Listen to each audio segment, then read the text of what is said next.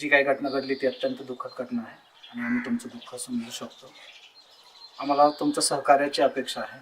नक्की नक्की साहेब, मी देईल ना माझ्याने जेवढी माहिती देता येईल ती. थोडीशी माहिती हवी होती तुमच्याकडून. मला सांगा, तुमच्या पतीचा कुठे काही बाहेर वाद वगैरे कोणाशी? नाही साहेब, कधीच नाही.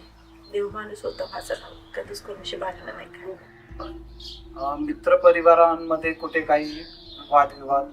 नाही साहेब, सकाळी जो जायचं तर संध्याकाळी वेळेवर घरी यायचं. आणि तुमच्या नातेवाईकांमध्ये कसे संबंध होते त्यांचे? खूप छान साहेब, आमच्या गावी खूप मोठं कुटुंब आहे, सगळ्या गोळ्या वेळाने राहतात साहेब. आम्ही पोट पाण्यासाठी भाज्या करून डबा बी पण व्यवस्थित केली. कचरा घेऊन येतो म्हणले साहेब, म्हणलेच नाही.